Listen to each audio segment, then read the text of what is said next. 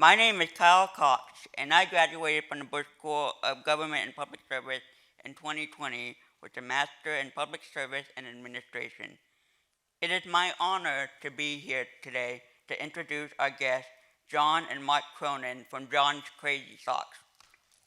As an advocate for people with disabilities, especially in the area of employment, I have been inspired by their story, and I know you will be too. The Bush School has prepared me to channel my passion for disability and policy to impact meaningful change. It also prepared me for my recent appointment for the Governor's Abbott Detective Council for Developmental Disabilities, where I serve on the policy committee. Enough about me. Now let me introduce you to our guest. John Cronin and his dad Mark are more than just engaging speakers. They are entrepreneurs, philanthropists, humanitarians, and leaders. Oh, and John happened to have Down syndrome. Together, they have built a multi-million-dollar internationally renowned business from scratch. John and Mark are co-founders of John's Crazy Sock, which has a mission to spread happiness. More than half their employees have a disability, and every day they show what people with disabilities are capable of. John and Mark are fierce advocates for people with disabilities and have testified twice before the U.S. Congress and have spoken to the United Nations. John and Mark have received the EY Entrepreneur of the Year, the Monsignor Thomas J. Hartman Humanitarian of the Year award. They are also members of the U.S. State Department Speakers Bureau and have wowed audiences including Microsoft, EY, Bank of America, and Campbell Snack, as well as universities across the U.S. and Canada. There will be time for questions and answers after they speak. So with that, please help me welcome John and Mark.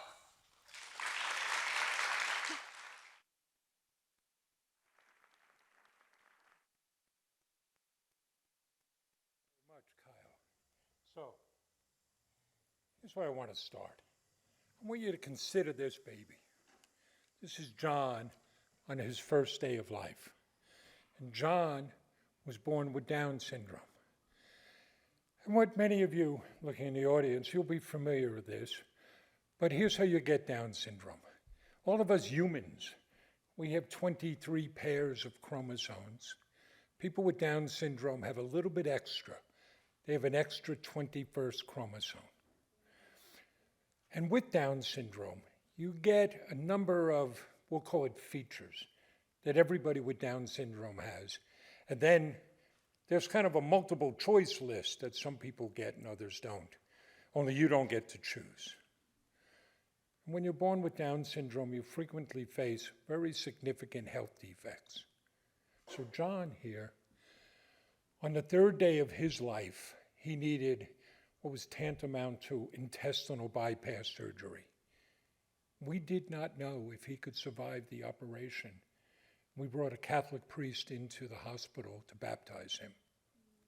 He survived, but before he reached the third month, he needed open heart surgery. He had 2 holes in his heart and had reached full congestive heart failure. My son was turning blue. We did not know if he could survive that operation, but he could not live without it. He did. He survived. And he went on, and as John developed, he couldn't talk. But he had a lot to say, so he learned sign language. And he used a communicative device to help him communicate. So I ask you, what chance did this baby have in our world? What could become of that child? What could he grow up to do? And the answer is, he could grow up to change the world. This is John testifying for the second time before the United States Congress. And he has spoken before the United Nations, and he started a company which is now the world's largest sock store. if there's nothing else that you take from today, we want you to recognize what's possible. What's possible in each of us and in all of the people we meet in our day-to-day. So now, let me introduce my partner and my son, John Cronin.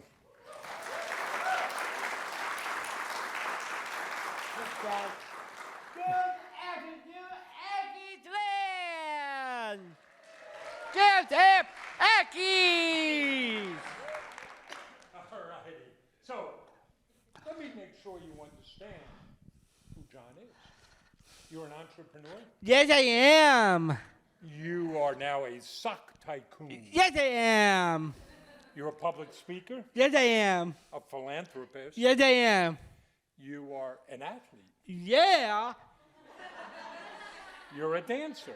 Oh, yeah.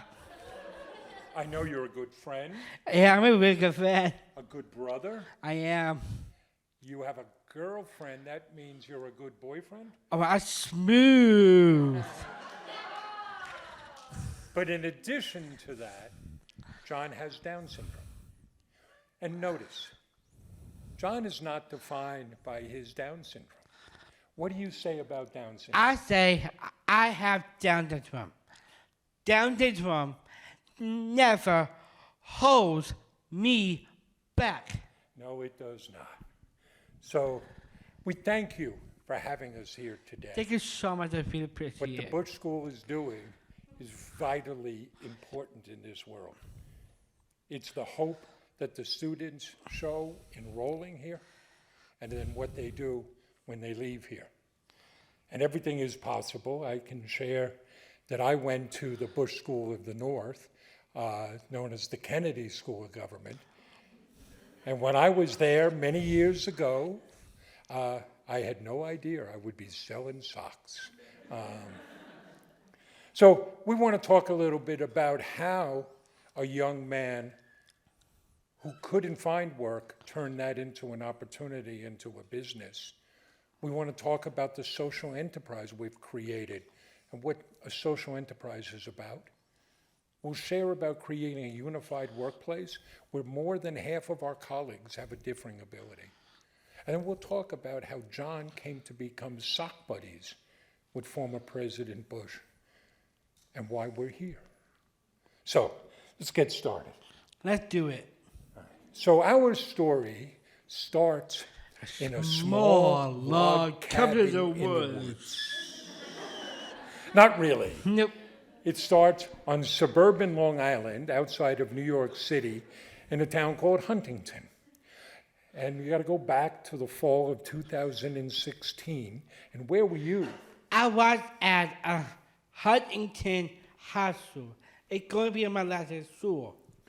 And John, like everybody else, was trying to figure out, what do I do next? And what were you looking at? I look at job, program, and school. I go back to option I don't like. He didn't see many good options. He didn't see meaningful work that he could do. And this, unfortunately, is the reality that confronts too many people with different abilities. I'll just share two statistics. One, the unemployment rate for somebody with a disability is twice the national average. But that's not the real statistic. The reality is that fewer than 1 in 5 people with a disability are fully employed. And that's awful. But John here, you're a natural entrepreneur, Yes, right? I am. So you didn't see a job you wanted. What'd you say? I want to create one. I want to make one. Right? And what'd you tell me? I told my dad I want to have a nice father and son business together. Now, how many of you have ever thought of starting your own business? Raise your hand.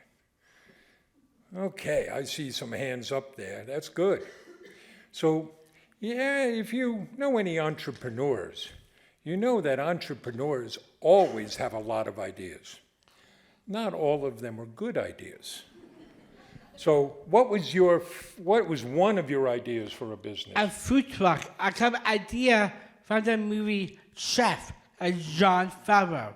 The movie about a father and son buying a food truck. Now that seemed like a fun idea. And we're thinking about what could we make, where would we put the food truck? But we ran into a problem. We can't cook. Yeah. So, it was not going to be a food truck. But right before Thanksgiving, the U.S. Thanksgiving in the fall of 2016, John had his eureka moment. I want to sell crazy socks. Why socks? It's fun, it's colorful, it's creative. It always let me be me. John wore these crazy socks his whole life. I We used did. to drive around looking for them. I did. So we figured this. If he loved them that much, surely other people would too, and we could find our tribe. So, those of you who have thought of starting a business, you may know the first thing to do is stop everything and prepare your business plan, right? Do your market analysis, your competitive research, your operational plan, financial projections. That's not what we did. We went the lean startup route. We said, let's just get something up and running, and we'll see how people respond. So we built a website. We got some inventory. We're bootstrapping, and here's what bootstrapping means. It means you have no money. It means you have to make do with what you have. So the only marketing we did was to set up a Facebook page, and I would take out my cell phone, and we made videos. And who do you think was in those videos? I am. I was talking about socks. Socks, more socks. And what day did we open? We opened on Friday, December 9th, 2016. And we didn't know what to expect. But we got what felt like a flood of orders the first day. We got 42 orders. And most of them were local in the town of Huntington. So what did we do with those first orders? I decided to do a home delivery. We get red boxes of those pictures. Got those red boxes. We put the socks in the box. We looked at it and said, this needs something else. Yes, I put a sticky note I wrote, and I put candy in it. And we loaded up the car and drove around and knocked on doors. Yeah, Well, you Dad. knocked on doors, handing out socks. I did. How'd the customers respond? Customers loved it. They took a picture with their socks and with me and share it on social media. A word get a spread. We had customers ordering again just to have John to come back to their door. Right? And there was some nights we were out past 10 o'clock at night, John knocking on doors. And I don't know what it's like here in Texas, but he's knocking on doors saying, don't shoot, that's just John with your socks. I'm looking at it like a shotgun. So by the end of that month, we had shipped 452 orders. And we knew we had something. So we learned a few things. One, people want to buy socks. And two, people want to buy socks from me. They related to John. They liked that personal touch of the thank you note and the candy and the home deliveries. They liked the fact we had already pledged 5% of our earnings to the Special Olympics. And something else that surprised us. We heard from families and individuals who had a very emotional response because it was inspiring to them that a person with Down syndrome was starting his own business. And we also learned by doing, right? You can never fully prepare yourself for that next role. You have to go and do it. So we learned that this young man, This is an old man. we could sell socks. Okay, old. Yes, thank you, son. No problem. So where are we today? Well, let me try to show you a little video of what's become. He says optimistically, oh, but I have no sound. We should have tested this, John. Okay, can you repeat everything we said in it? I try. I apologize for this. I'm going to try one more time and we'll skip the slide.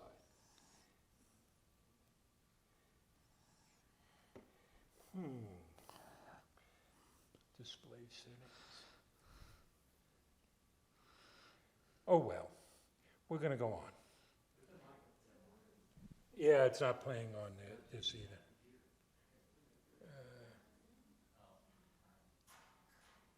Okay. Well, it's a nice video. And you, it's okay, Annetta, thank you. So, we've gone on to grow this business, and let me tell you where we're at, just some perspective. Today, John, how many different socks do we have? We have 4,000 different kinds of socks. I am the world's largest store. John owns the world's largest sock store. We've been able to create 34 jobs. 22 of those are held by people with differing abilities. Our Giving Back program, I want to update the numbers, but we've now raised over $550,000 for our charity partners. We've shipped 390,000 packages to 88 different countries. You got to have good products. We've got 30,000 five-star reviews. But most of all, we're off spreading happiness. And what we've done is create a slightly different type of business model. It's a social enterprise. We have a social mission and a business mission, and they feed off of each other. Here's one way to think about the difference. The economist Milton Friedman, several decades back, said that companies had only one obligation. They had an obligation to their shareholders, to their owners. We want to argue, and we're not alone, that businesses have an obligation to all of their stakeholders. Yes, they have an obligation to their owners, but they have an obligation to their employees and to their customers and to their community and to the environment. That's what makes up a social enterprise. But overall, there's really one thing that drives everything we do. And what's that, buddy? What's our mission? Spread happiness. Spreading happiness. How many of you have ever participated in a mission statement exercise? Yeah, I'm sorry. You go off and you parse the words and you come out with something that we're going to synchronize and integrate and maximize, and you put it on the wall and no one pays any attention. Let me suggest that every organization, you have to know what your purpose is. You have to know what you're about. And it cannot be, we want to make money. And don't get me wrong, we would like to make money. We like to live indoors. You got to pay I that do. rent, right? I got to keep John in barbecue and lobster rolls, I love that. right? But there's got to be some greater purpose. Here at the Bush School, and I haven't looked up to see, I see the dean in the back, what the mission statement is or the purpose. But it's not, well, we educate students. Well, that's what you do. Simon Sinek will talk about knowing your why, because that's what gives us our direction.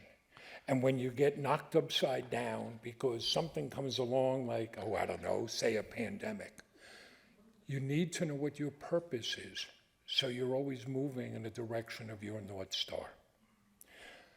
And we have built our business on 5 pillars. It's built in hope, give it back, find products you can love, make it personal, and make it a great place to work. Right? So let me quickly walk you through those. If our mission is to spread happiness, we have to start at home.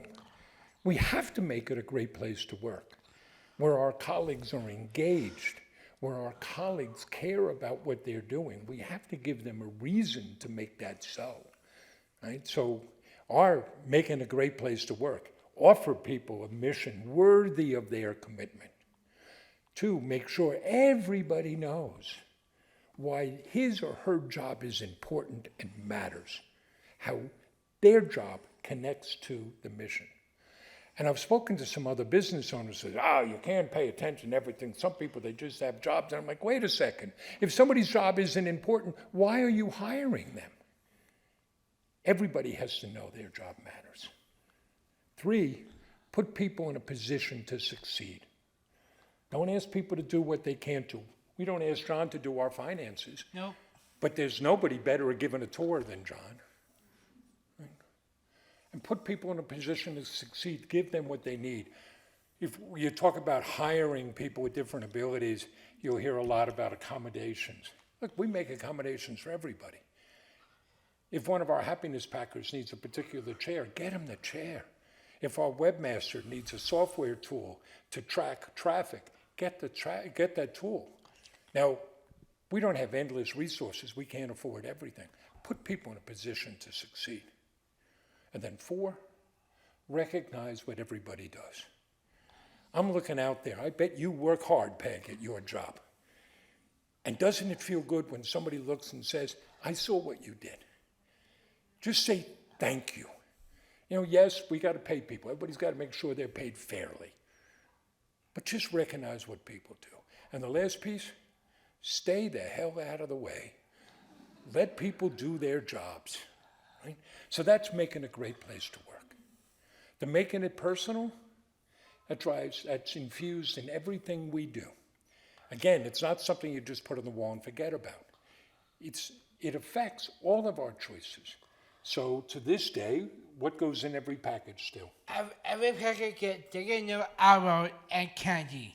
And you'll see a sticker with the picture and the name of the person who packed your order on your packing slip. Yep. Because we want you to see who's doing the work. But it affects in other ways. If you call our office, pick up the phone call right now, no voice jail. You're going to talk to an actual person. And there's no script, and we don't listen in on the phone calls. You're going to have a human conversation. Absolutely. We're not looking for transactions. We're creating relationships and building those relationships with our customers. And then, great, fun products you can love, which cuts 2 ways. 1, it's the products that we offer. So they have to be fun, And spread happiness. yep, I can be behind it. John has to approve. Absolutely. John doesn't approve, we don't sell. I am not joking. We have turned things back. There was one a few years ago, somebody ordered some socks, and forgive me on this, but on the side in big bold letters, they said, "Yo, bitch!" Now, I can tell you those socks would sell. But we're not selling them. And John took one look and was in my office saying, "Dad, what are you doing?" Right? You have to know who you are. Right. Things have to match up that way. But also, when we talk about the social enterprise and things we do, you still got to have the core part of your business. I know you're running the Mac store on campus. You still got to have great products and great service.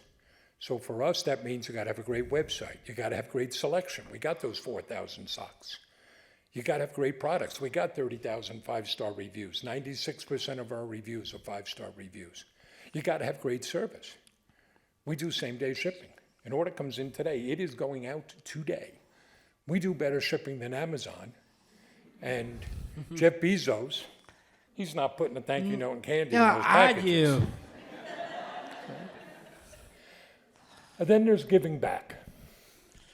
We are so fortunate to get to do what we do. We have to say thank you and give back. It's never enough just to sell stuff. So we started with a pledge of 5% of our earnings to the Special Olympics. Yep. And why the Special Olympics? I am a Special Olympic athlete. What sports do you play? I play basketball, track and field, soccer, and snowshoe. Yeah, snowshoe may not be big down here in Texas. But I'll tell you this, no Special Olympics, there's no John's Crazy Socks. How old were you when you started? I started when I was 5 years old. And what he learned in competing in that, the discipline, the commitment, learning how to be Absolutely. coached, how to deal with failure, sportsmanship, teamwork, that all makes possible what he does today. So that's where we started. But then we went on to create products that raise awareness and celebrate causes. What were the first awareness socks we had? Very first one is Down the From Awareness Socks. And who designed those? I did. You did. I wrote it. And we called up the National Down Syndrome Society and said, we're going to sell these socks and we want to give you money. And they said, who are you? But we've gone on to create a whole line of Down syndrome awareness products, of autism awareness products. Yep, and we have a animal rescue, and we have a different awareness. We have, well, during the height of the pandemic, we created healthcare superhero Yes, socks to yep. say thank you to health frontline workers. Those have raised over $50,000 for the American Nurses Foundation. Those Down syndrome awareness socks, yes, they raise money, but they're also celebrating people with Down syndrome. They're saying, we see you, we love you, we care about you, and you are part of who we all are together. We sponsor an Autism Can Do scholarship. Any way that we can connect, and this will sound trite, but it's a very simple notion. The more we do for others, the better off we are as a business. And then there's the most important pillar. A spirit and hope. We want to show the world what's possible. What's possible with the social enterprise, but most specifically, what's possible for people with differing abilities. So we start with my partner John here. Yes, sir. You have Down syndrome, I do. but we don't put you in the back. No, I could be in the front. I am a face of the business, a company. He's the face of the business. Actually, what's your title? My title is a Chief Happiness Officer. Chief Happiness Officer. We need more of those. Yeah, we do. So I told you that we've been able to create 34 jobs, and 22 of those are held by people with different abilities. But that's not enough. You got to do more. We want to show the world, so we take all of our processes and turn it into content. No broccoli, nothing your mother says, well, this is good for you, you should sit down and eat it. It's got to be fun. So we do science shows where John blows things up. Oh, Dad. We do fashion shows. We're going to actually stage our first public fashion show on October 8th. Another Face of Beauty. All of the models will have a differing ability. All will have a disability. We're going to have performances and an art show. And if it works, we want to bring that to shopping malls around the country. We want to show students, so we host tours and work groups. We've had more than 1,000 students come through our operation. Here's what's possible. We take on speaking engagements, so we're so grateful to be here at the Bush School because we get to tell this story. And I think every time John stands in front of an audience, he helps change people's minds Right. of what's possible. We do advocacy work. Our platform has given us the opportunity where people will listen to us.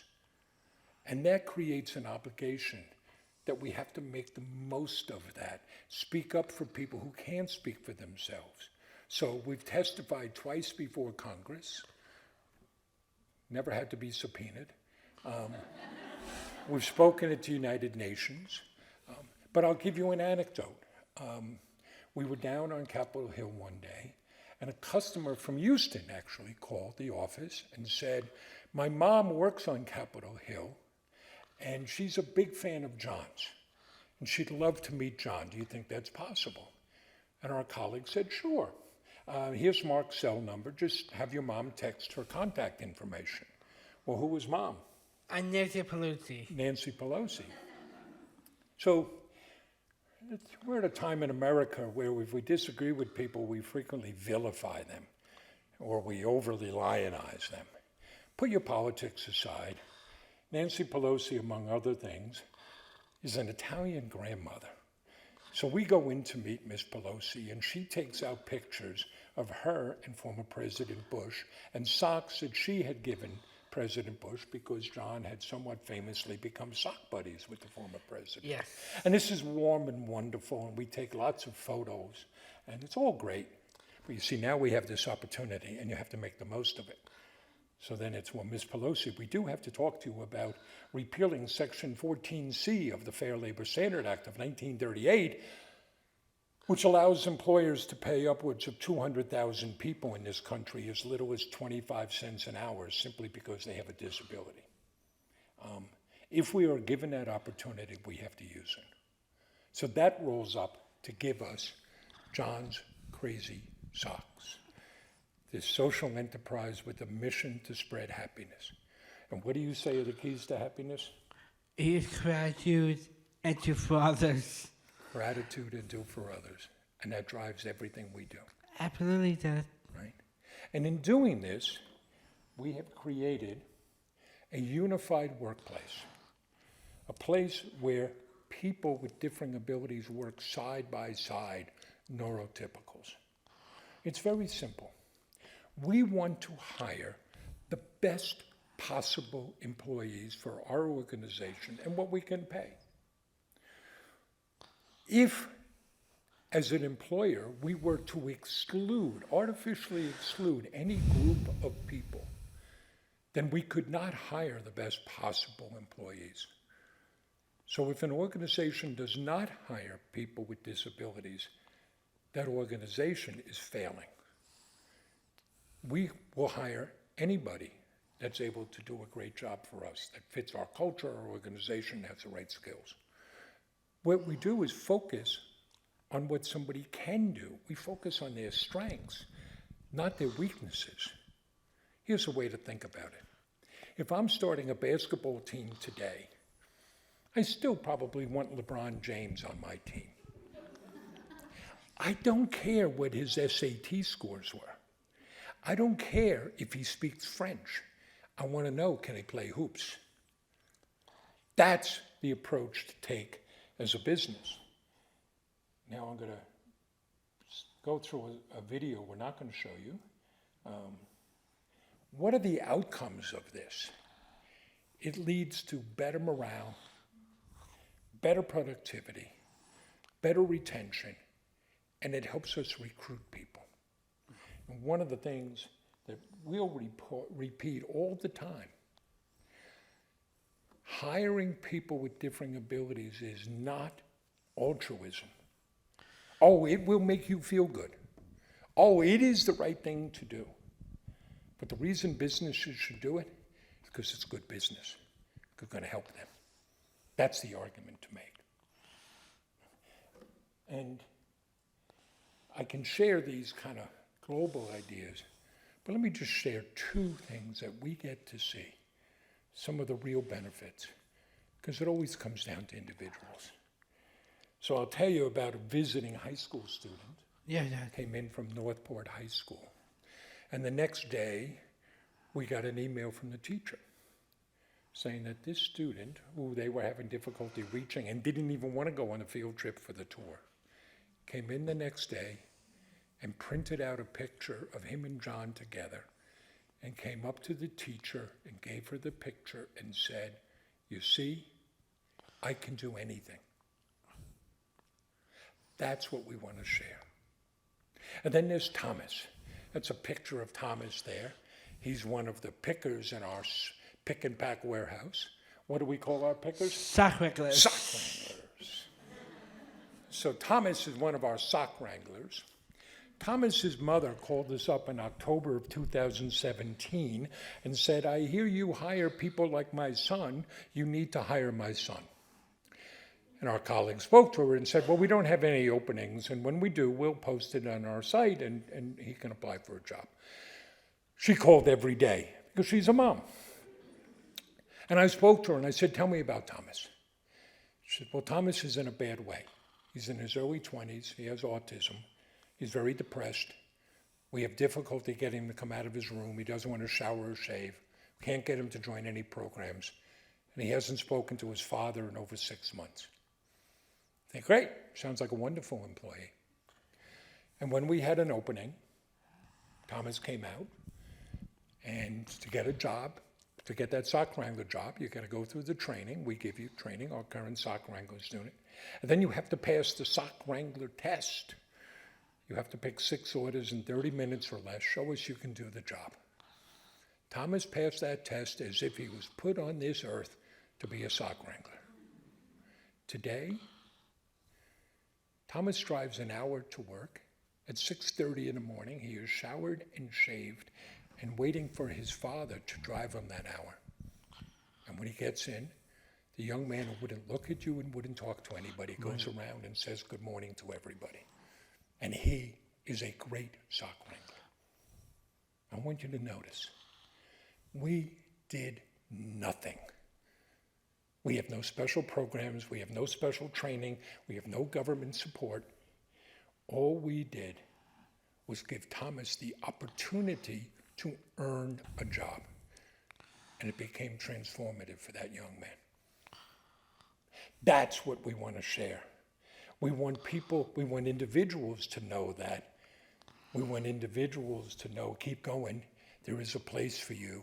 And we want businesses to know this is some of the benefits you get from hiring people with different abilities. So let's come now and tell you about how John became sock buddies Yes. with President Bush. So we're back in the spring of 2017, and we saw an article in the paper about how the president, the former president, liked to wear crazy and colorful socks. What'd you say? I want to tell him about the stocks. So this is John right before he went to the post office with the box we sent to the former president. I say it all the time. Right, he does say that a lot. We should send him socks. When a couple years ago, J.J. Watt was still playing for the Texans. you know how to do that. He got hurt, and John said, we should send him some socks. And the next week, OBJ got hurt, playing for the Giants. He got hurt. John said, we should send him some socks. I'm like, John, if we send socks to every injured NFL player, we're going broke, pal. Oh, my you God. know?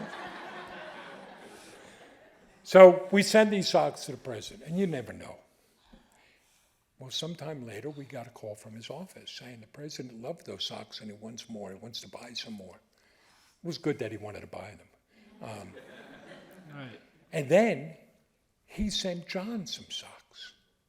And on World Down Syndrome Day in 2018, this is what the president tweeted out. Yeah, I hit way out, and you wear my dinosaur superhero socks, and I hit way out. I did it on March 21st, back 2018.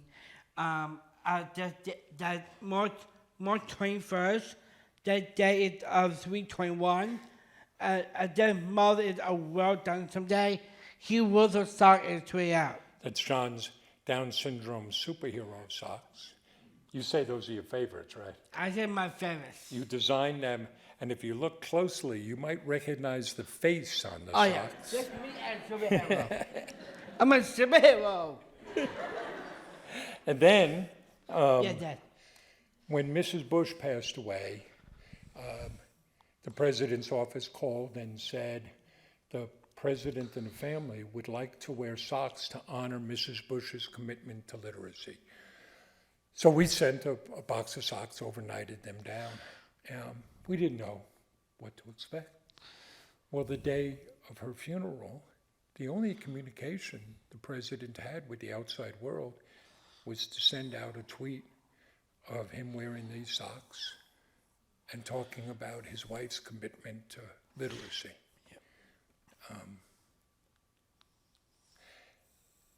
To think that my son was able to connect with the president at a time of need is overwhelming. We've gone on to sell thousands of pairs of those socks, and they raise money for the Barbara Bush Family Literacy Foundation. And then, later that year, when the president passed away, John said, Dad, we have to go to Washington to pay our respects. We went down, and we're not very bright people. It was a very cold day in D.C., and we thought, we'd just show up and to spend 3 hours waiting outside in the cold. But to come pay our respects, and John said to me, I remember. he wanted to write a note in a guest book, and this is the note you wrote. Here's the thing. We did not know President Bush, and we want to be careful not to overstate what was happening here. But here's the biggest connection. President Bush signed the Americans with Disabilities Act. That changed the world for millions and millions of people. Without that legislation, my son would not have had the life he's been able to enjoy, and there would be no John's Crazy Socks. And we're speaking at a school of government and public service. It almost seems like it came out of a different time, and yet it didn't. It came out of our time. Democrats and Republicans worked together. In the last few weeks, we've had the opportunity to meet Tony Coelho, Democratic congressman from California who wrote the original bill. We got to spend time with Senator Tom Harkin, retired, both retired, from Iowa, who helped push the bill over the finish line. And it was signed by a Republican president. Look what we can do. At a time when we doubt what can government do, what's possible for us to pull together and do as a nation, look what we can do.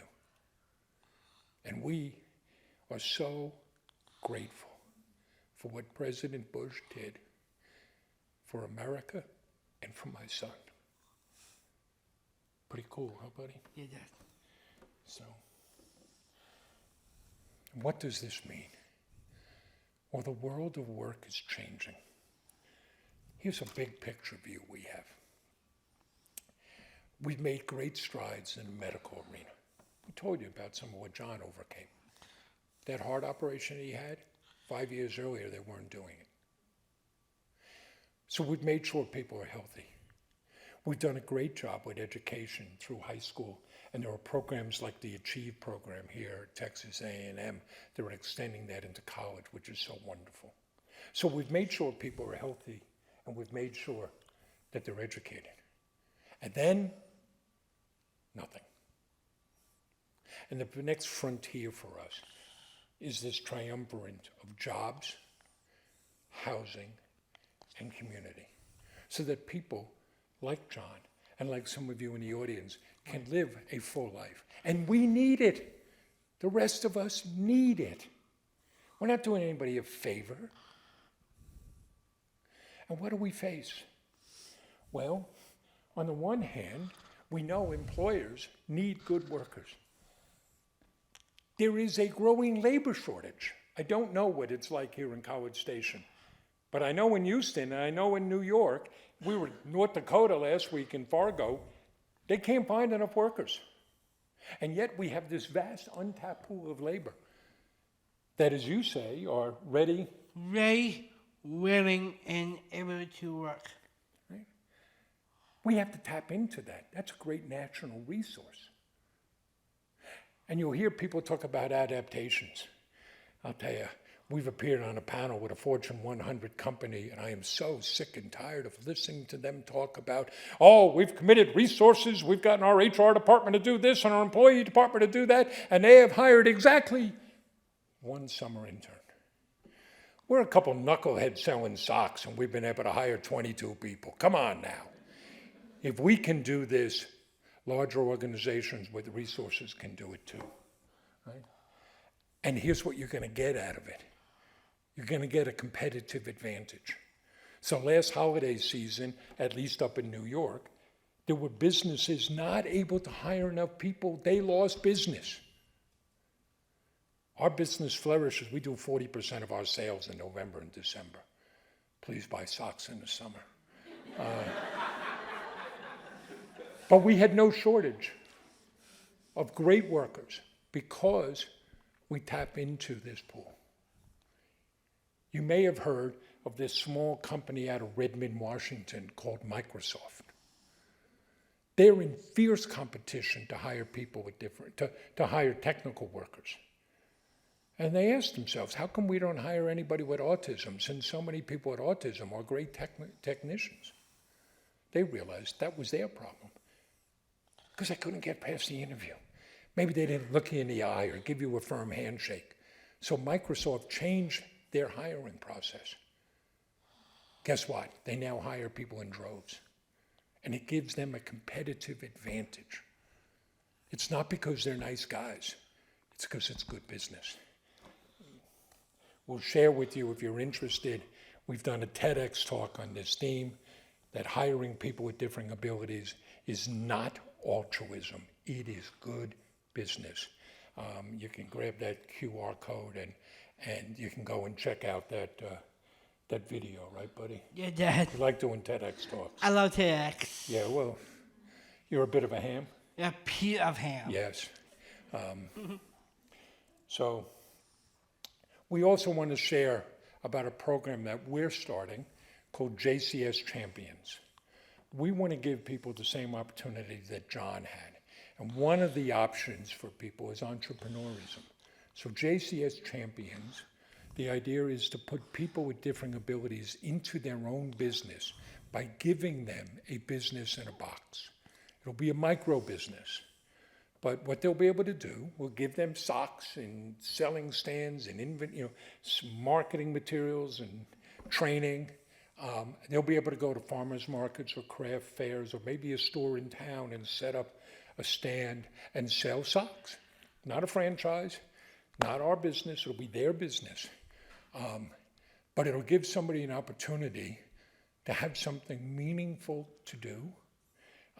We're going to provide 6 weeks of training. You get through the training and you'll get, by that point you will have a full written plan.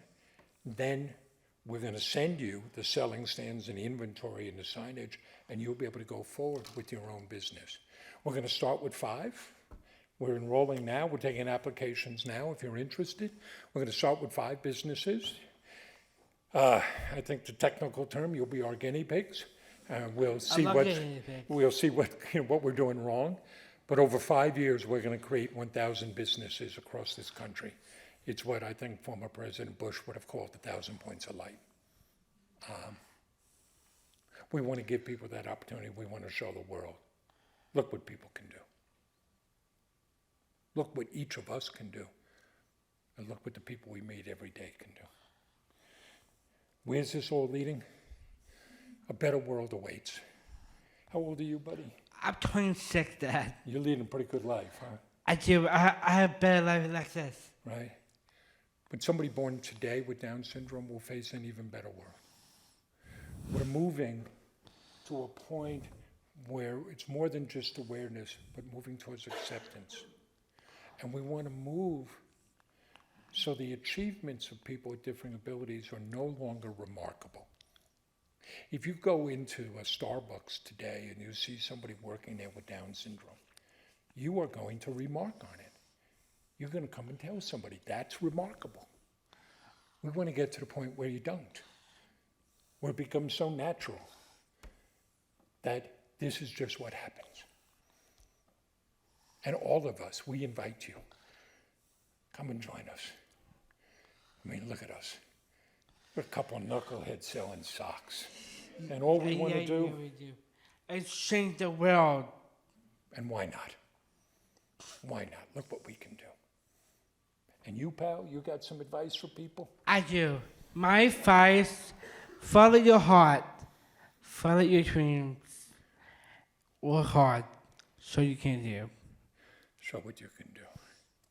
Yeah. And now that you've sat through this, we have a gift. I'm gonna give 10% off, buy some socks. I have a postcard. You can No, give a discount. we're not here selling socks, so those are beautiful socks that we made It's for the really Bush School. beautiful. You like that, huh? I love it. Okay, so think we've yapped enough? Yeah, Dad. Yeah, you know those New Yorkers. Watch it when they come to town. New York, New York, New York. No, we want them to stay. But we'll be glad to answer any questions you might have. Thank you.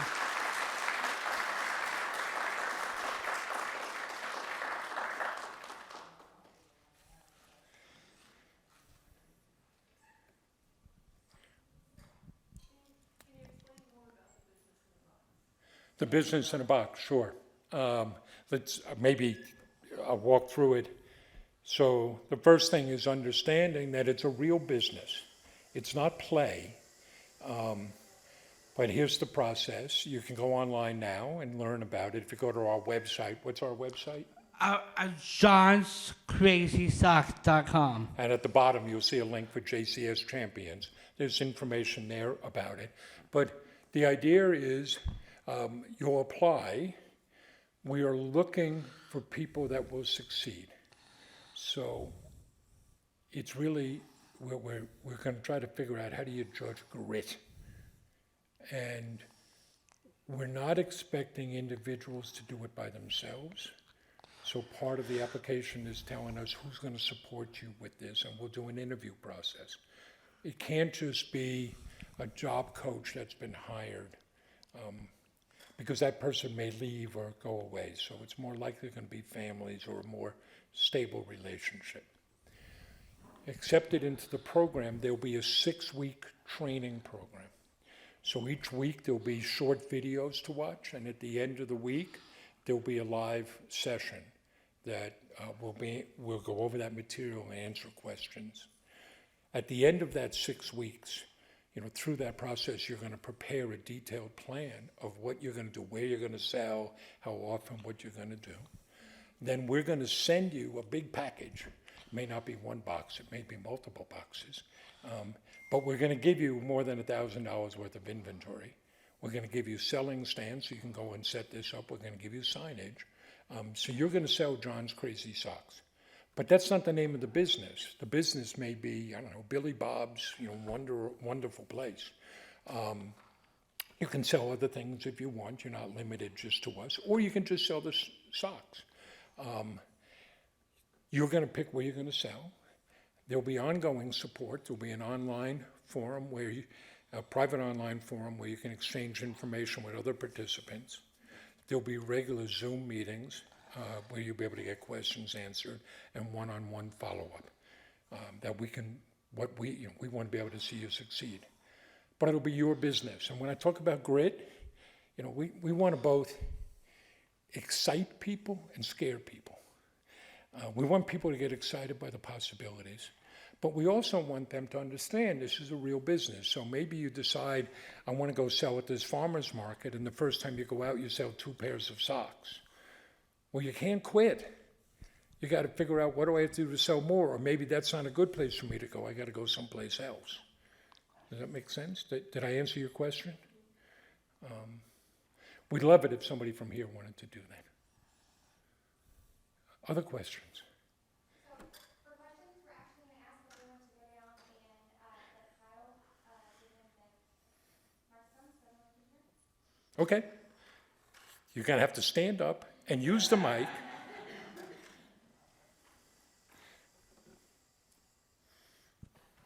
I wanted to say thank you for coming out and talking to us. I've come across the website for John's Crazy Socks a few years ago, and I really liked seeing all the sock options. I'm curious, what are the craziest socks you sell? What's the craziest thing we sell? The craziest socks are a cat in a hat. Cat in a hat, you think those are crazy? How about the ones, the Down syndrome superhero ones that actually have a cape on them? Yeah, that cape on it. It's very cool. But I think crazy is very subjective. I look at some of those socks and think, who is going to wear that? But let me explain, in part, that's a reason to have a diversified place. I'm a 64-year-old white middle-class guy from the suburbs of New York City. I cannot pick socks for everybody. How am I going to pick socks for a 16-year-old Hispanic girl in Chicago? But if everybody in our place helps pick out socks and we listen to our customers, now we have a broad range. And it doesn't matter how many socks we offer. Every day we get requests. Do you have one about sloths riding on the backs of giraffes playing xylophones? I like those. Well, let's see. We got the sloth socks. We got the giraffe socks. We got to get the xylophones, Right. Other questions? Other ways we could be helpful to you? I have one for you. What is the funniest experience you've had in this business? Well, we'll be here a long time. So we'll share a couple of things, right? We tell this story and it all sounds smooth and easy. It's not. And people should know that. You know, here's a couple of easy ones, right? The very first day we opened, what time were we going to open? Are we going to open at 10 o'clock morning? 10 o'clock in the morning. But what happened? I web decorate dinner on my dad, on my father. Right. Our webmaster, that was me, Goes up, Dad. I screwed up the code and we crashed the website. So we opened at 3 that afternoon.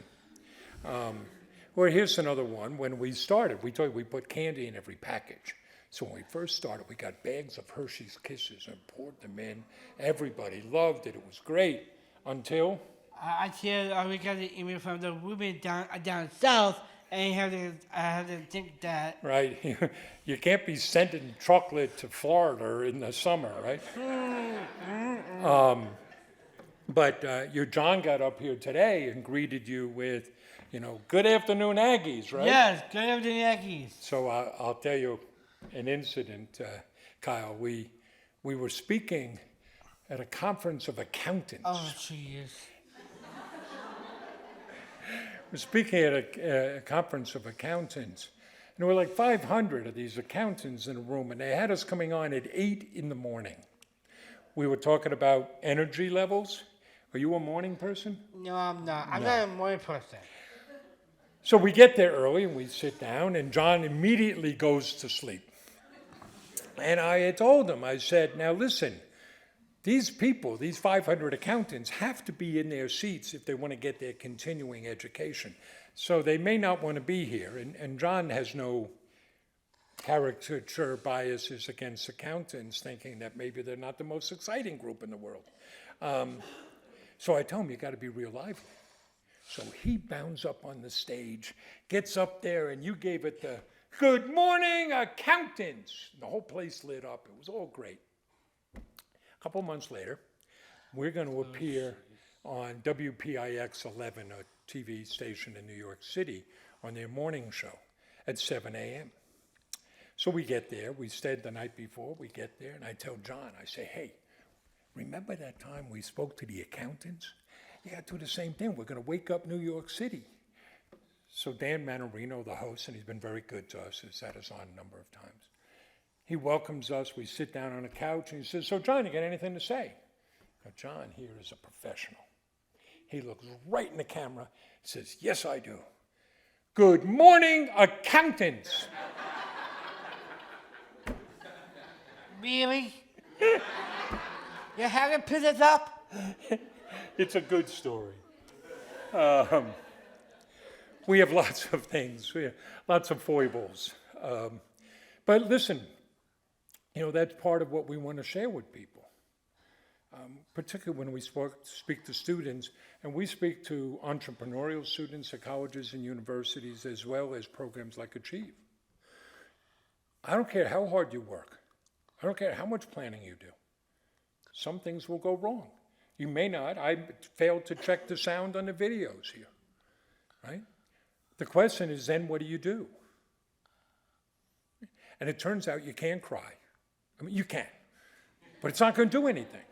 And if you're a student, you can't go to your teacher or your job coach. You have to figure out, okay, what are we going to do?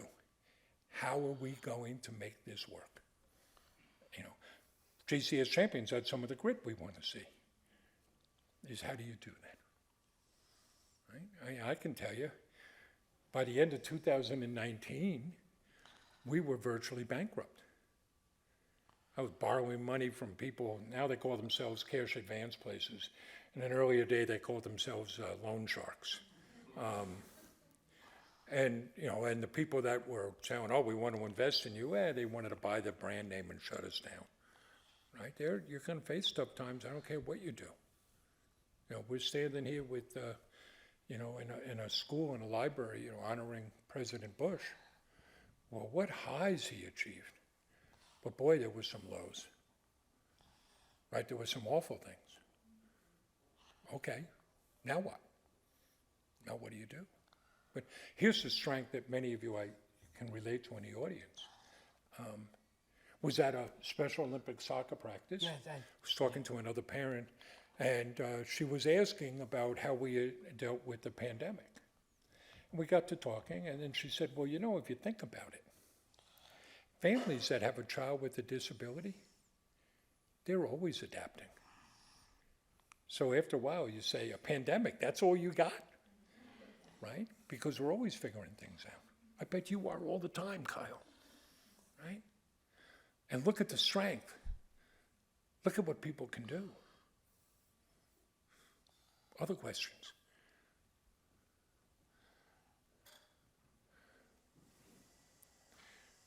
Uh-oh, we got a book. I love books. Taking notes. I Do love you have it. time for 100 questions?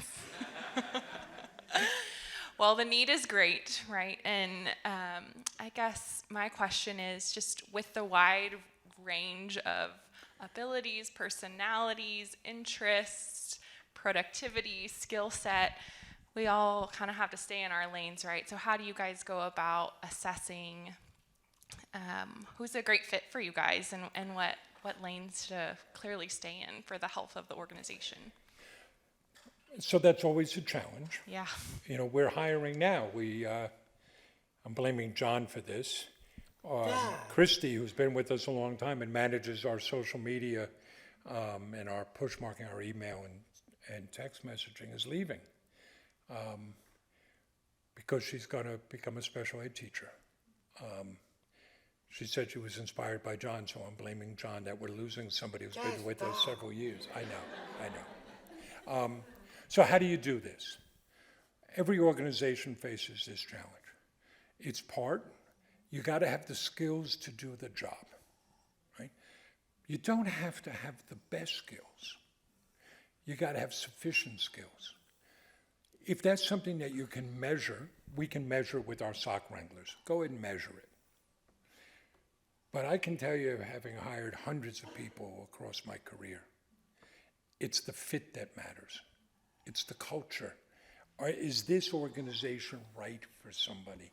Are they going to fit in with us?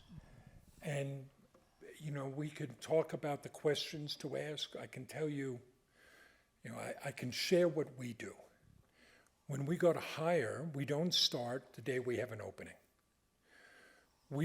In all of our marketing, I'm looking at the marketing director for the school. In all of our marketing, we're sharing what type of organization we are and what matters. We share our processes a lot, so people can get to know us as an organization. We work with a lot of organizations, so they get to see us even closer. So then when it becomes time to hire, we've already seeded possibilities. And when we do, we don't start with, take the digital manager, we don't start with, we need somebody who knows Facebook and Instagram and can use Photoshop. We start with, we're on a mission to spread happiness. We want to show the world what's possible. Come join us on this adventure. Come help us change the world. Right? There's an example of this. If you're looking for some sailors to join you on an exploration or a cross-ocean sail, don't start with, we need somebody who can haul lumber and bang things together. Start with, we need someone who's ready for an adventure with us. Get that spirit. When they come in, resumes come in, and part of it, I'll refer to it as finding fishing holes. You got to find good places where you can find folks. So we've given up. We don't use ZipRecruiter or Indeed because we get inundated with crap. I think that's the technical word for it. But think about this one, Zappos. So Zappos started in San Francisco. They moved to Las Vegas. Why'd they move to Las Vegas? Anybody know? Anybody read Tony Hsieh's book, Delivering Happiness? They moved to Las Vegas because they were all about customer service and taking care of the customers. What does Las Vegas have? The hospitality industry, right? Some of what I've found over years. If I'm hiring college graduates, I like people that have participated on athletic teams because you learn a lot there. You learn about teamwork and discipline and working towards something in the future. But I found something that's just as good. People who've been members of a cappella groups. It's the same type of teamwork, right? So there are some things to look for, but you also have to be able to read. Like we hired a woman recently who applied for a happiness creator job. Looks like a customer service job.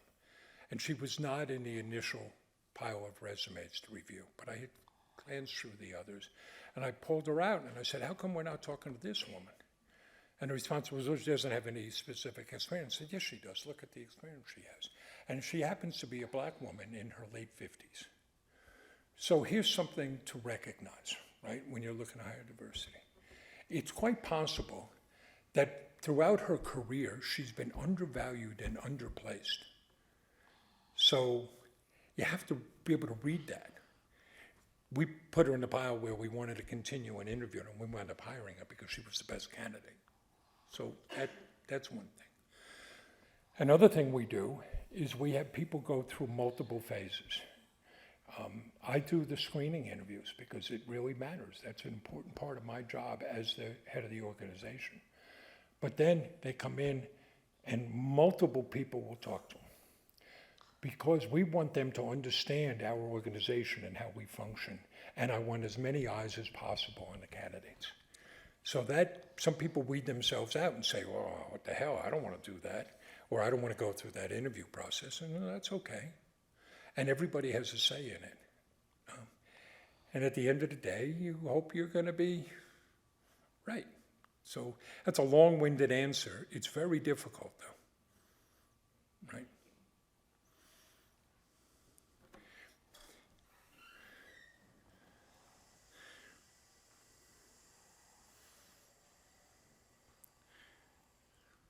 Howdy.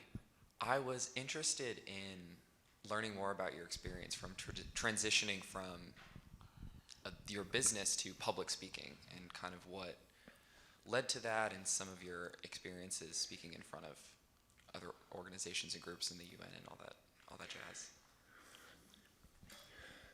Okay, well, we have different paths to it. So I've already mentioned I'm 64 years old. You old.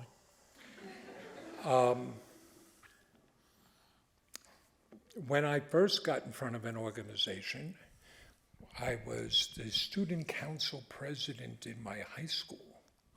And I had to speak before the parents one night, which meant my dad was going to be in the audience. It was an awful experience. I didn't do very well.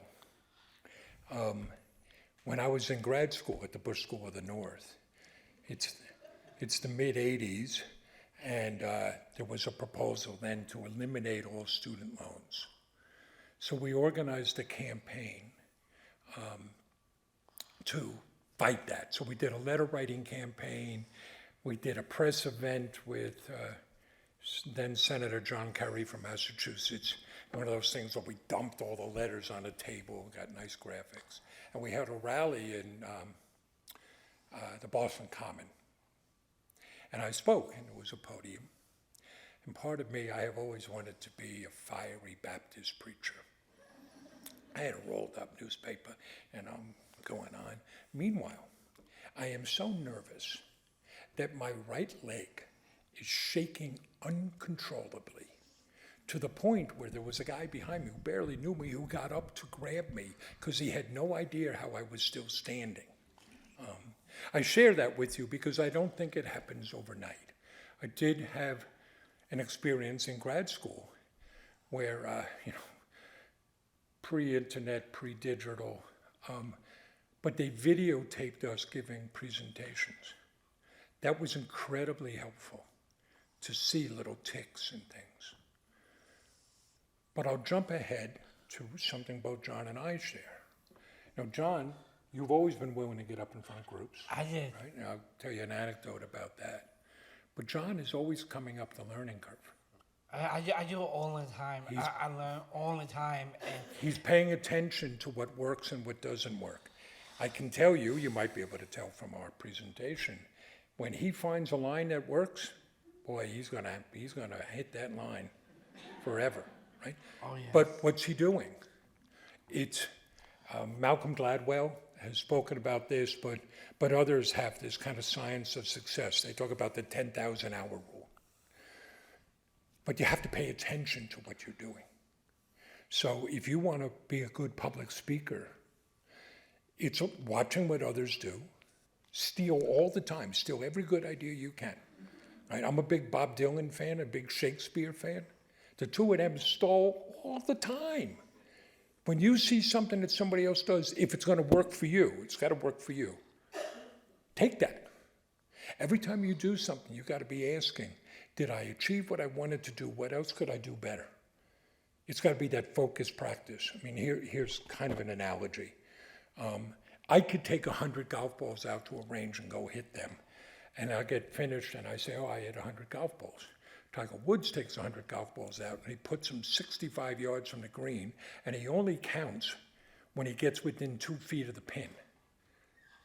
That's 100 balls for him. So there's a difference there, right? That's why he's a world champion golfer and I played, mini golf. But that's part of it. The more you do, the more comfortable you're going to be. There was a time, I'm going to tell another story about you. John got invited to introduce the New York Knicks before a basketball game. And they gave him a little intro speech they wanted him to give that ends with their standard announcement, ladies and gentlemen, welcome to the world's most famous arena, Madison Square Garden. Well, they changed it the morning of what they wanted him to say. And we got there early, and we're courtside. As the teams are warming up and the announcers come in, I was excited because I met a childhood hero of mine, Walt Frazier. But one of the announcers grabs John and is trying to tell John, here's ways not to be nervous, not to get anxious. And I didn't have the heart to tell him, no, look at this guy. And so there it is, 22,000 people in the arena. They turn all the lights off. John's in center court, spotlight on him, and you killed it.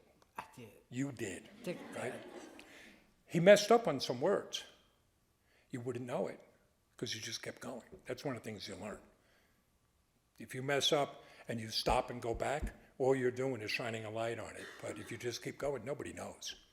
So, that's a long-winded, sharing of some stories, but look for every opportunity to speak, pay attention to what you're doing, prepare. Yep. These people that say, no, I'm better just off the cuff. No, you are not. You have to do it all the time. What we've done here, we've honed over 6 years. Hopefully we're starting to get good at it. But I kid you not, I hope a year from now we're much better. Too bad you're here now, but and pay attention to what others do so you can learn. Right? But if the two of us can do this, you're going to be great. Okay?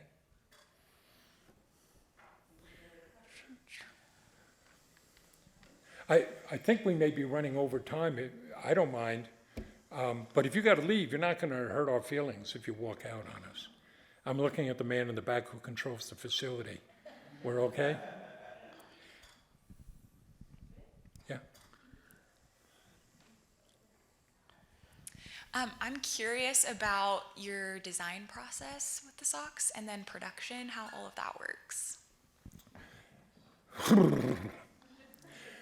Okay, so I'll put it a little bit big picture. When we started, all we did was sell other people's socks. Actually, the first one we designed were the Down syndrome awareness socks. Good little story on that. We went to find somebody who sold Down syndrome socks. Nobody did. I'm like, what are we going to do? You said. I said, I want to make one, I'll create one. And John was the one who designed it. Now, what he does to design it is he draws something, and we turn that over to a professional designer, because you got to put it in a particular format to work on socks. But at that point, we was still, we found a mill in the U.S. that made the socks for us.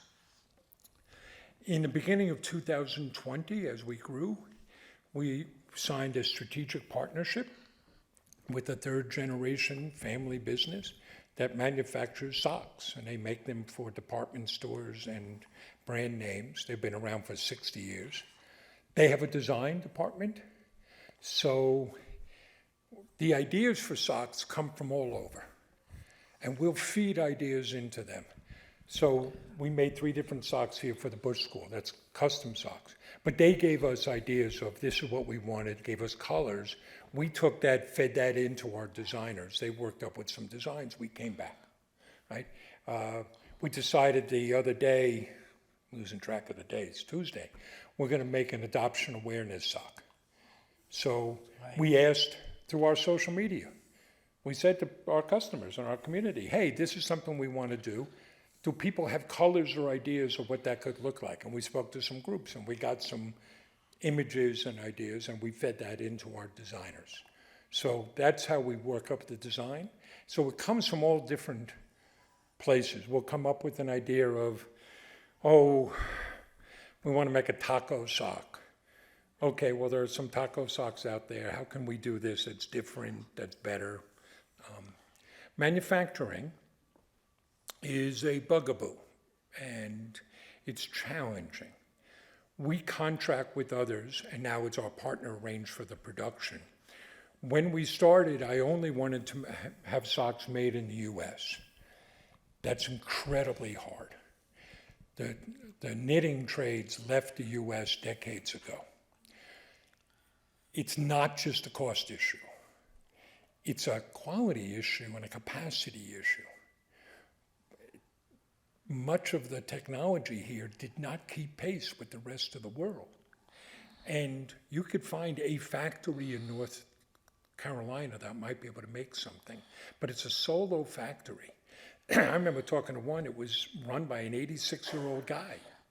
I'm talking to him, what happens if you're not at work one day? He goes, well, if I'm not there, I have to call in what happens, but if I'm not here, the whole thing is shot.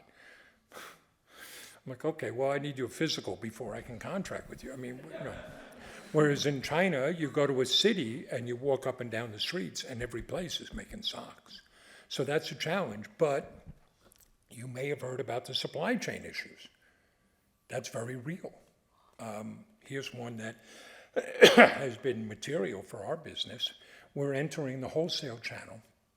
We're going to start selling through retail channels. And we had to deal with Kohl's, the department store, to be in 856 Kohl's stores for the fourth quarter. This was a very big deal for us. Okay, they needed the socks in their place by September 15th. We put them on a boat on July 18th. That was due August 18th. Ever hear about a slow boat from China?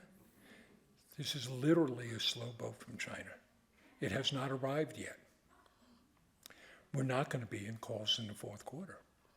We're very lucky that they didn't just rip up the contract. We're going to be in the first and second quarter. So production is a challenge. We found a place in Turkey to make socks for us because we wanted to turn them around faster. And they swore up and down they could do it in 2 weeks until we started sending them things and they said, oh, we can't do this. I'm sharing with you what it's like out there. It's a challenge. But here's a way to think about challenges.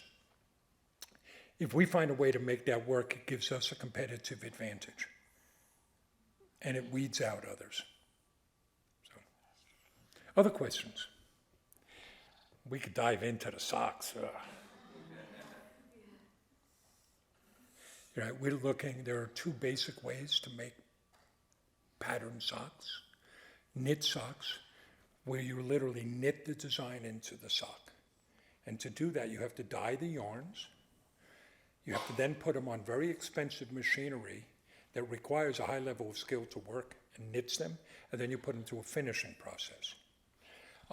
Even if you find where the machines, guess where most of the cotton comes from? China. So then there's sublimated or printed socks, where you start with a blank, and you literally print on that sock. So I've been big of, I wanted to buy some machines so we could do that. Machines are quite expensive, but here's the challenge, getting people to run the machines.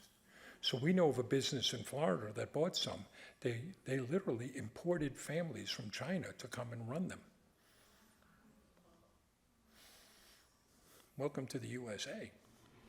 I love you, USA. I know you do. Other questions? We'll be glad to stand and talk with individuals. We appreciate the opportunity, and thank you, Kyle, for the introduction. We appreciate the opportunity to come and speak with you. So thank you very much. Thank you.